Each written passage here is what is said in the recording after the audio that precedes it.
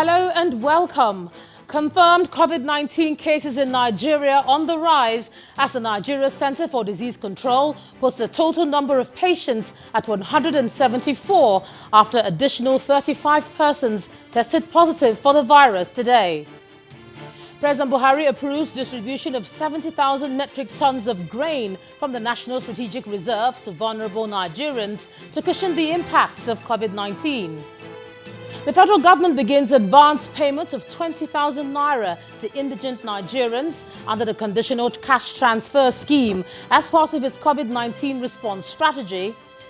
And the UN warns COVID-19 outbreak could bring a recession with no parallel in history, describes pandemic as the biggest challenge for the world since World War II.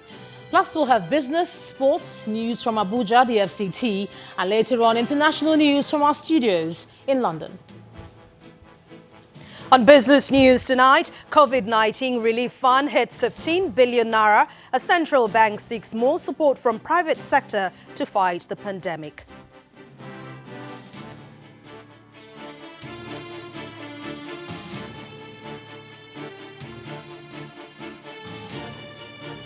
A sports news tonight, the All England Club cancels the Wimbledon Tennis Championships for the first time since 1945 owing to the COVID-19 pandemic. And from Abuja, Minister of Environment kicks off nationwide decontamination of public places to contain the spread of COVID-19.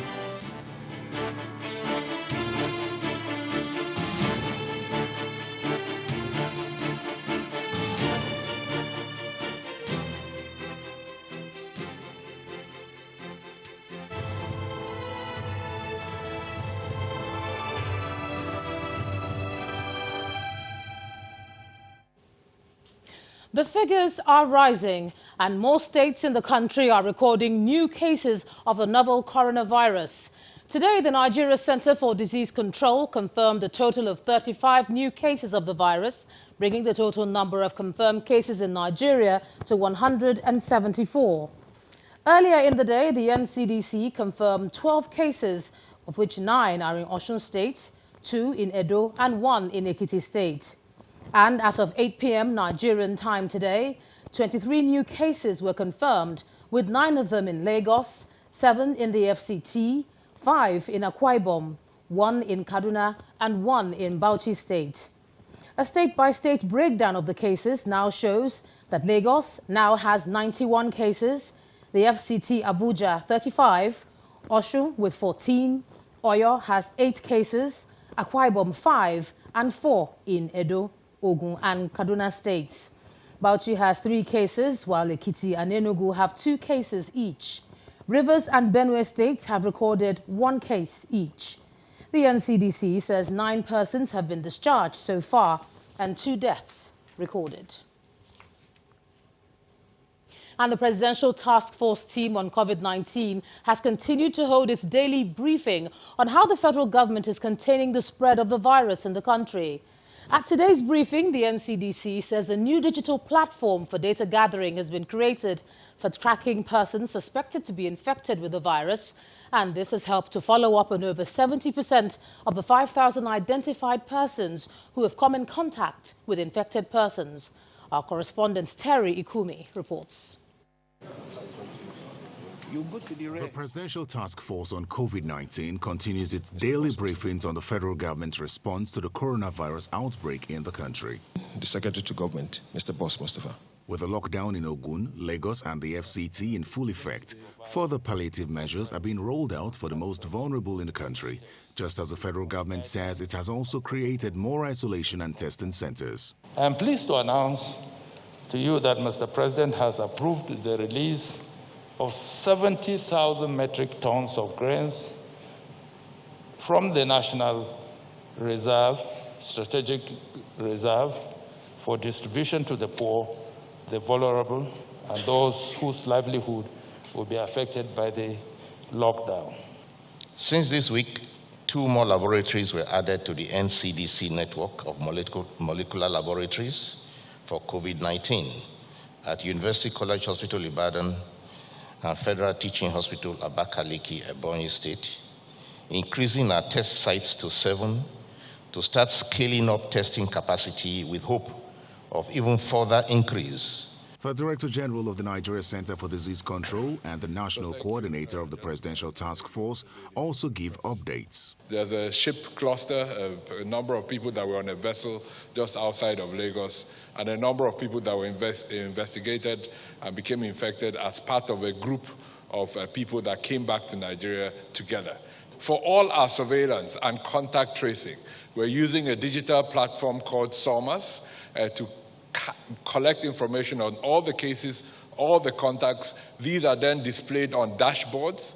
That dashboard informs us on where the contacts are, where the cases, which contacts are linked to what case. As of this morning, we are following up on 70% of the over 5,000 contacts that we have identified.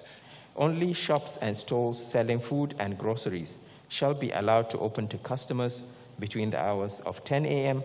and 2 p.m. every other day or less frequently. These are shops and stores within markets, just to clarify. The Presidential Task Force has not received anything in terms of financial contributions. We have received commodities from the Jack Ma Foundation and a few others, and these are commodities that we have been distributing across the country, mostly personal protective equipment.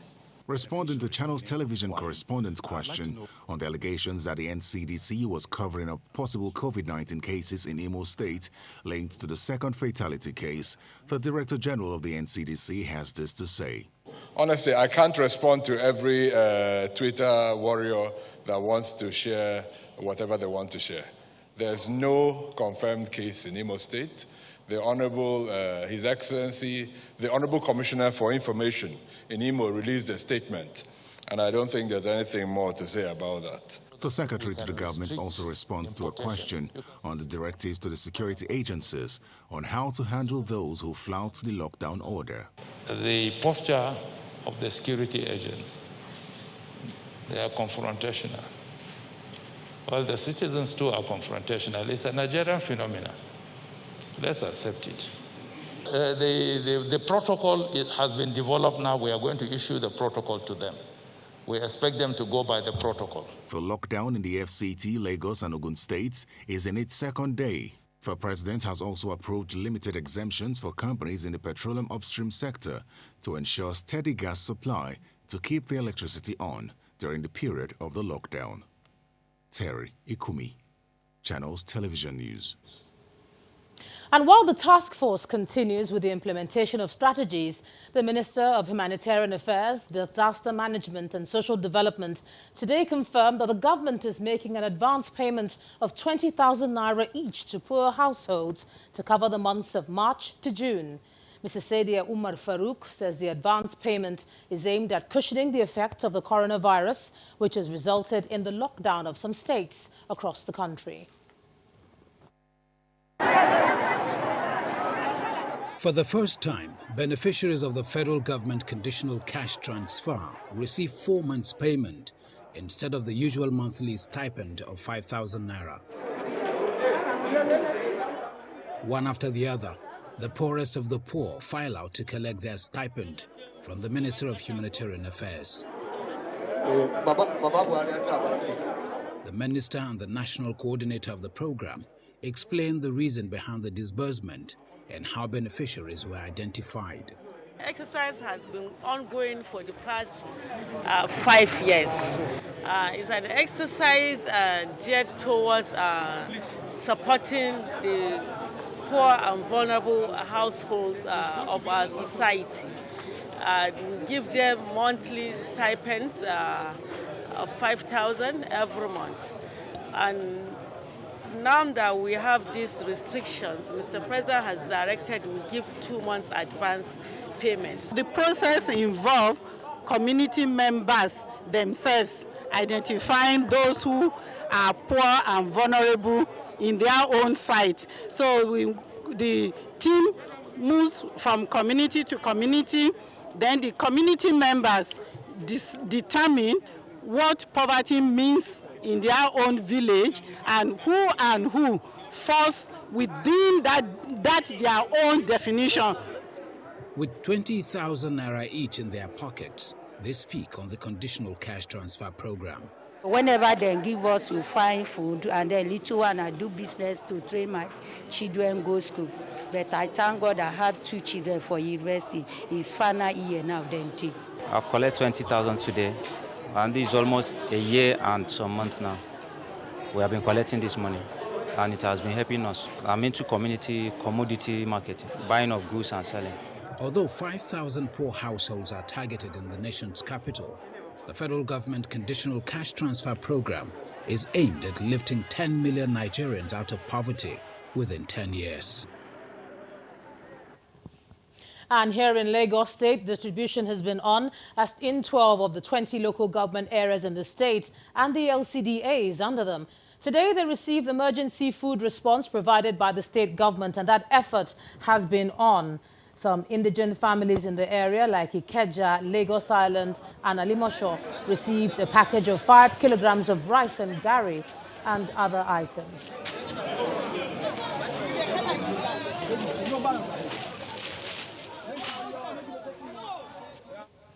And staying in Lagos, the COVID-19 isolation center in Yaba is receiving more attention from health authorities. As the number of confirmed cases rises, officials at the facility are becoming more safety conscious and are improving the equipment and guidelines of operations there. And the area is actually in Onikon. Our correspondent, Olu Phillips, reports. If you're a soccer fan and have followed our local league during the 1970s, the 80s and 90s, you will recall the Onikon Stadium here in Lagos. Well, times have changed. The place has been rebuilt and rechristened to Mobolaji Johnson Arena.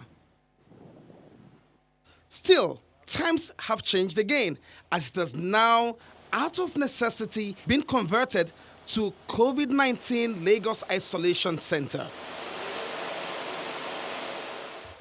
Let's be clear, this center is an anticipation strategy by Lagos State government.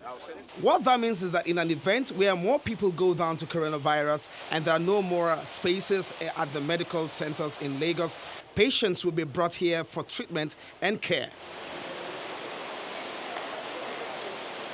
COVID-19 is so dangerous that it can stay on surfaces for a long while and can be active. So while inside of the center is hygiene ready, the exterior is undergoing this process of spraying. The isolation facility, which sits on an expansive area in the stadium, is divided into operational sections, including intensive care unit, regular bed wards, pharmacy department, doctor's quarters, and consulting rooms. The facility is also equipped with ventilators for the use of patients that may develop acute respiratory symptoms. We believe that our citizens will come in here and will get well. We have continued to see improvements in the level of people that are in our various other isolation centers, and we're happy with the level of their response, to the recovery process. There's no doubt that this center will play a big role in the country's journey to curtailing the novel virus. And when the defeat story is being told, this center may have also contributed to the fight against the COVID-19. Olu Phillips, Channels Television News.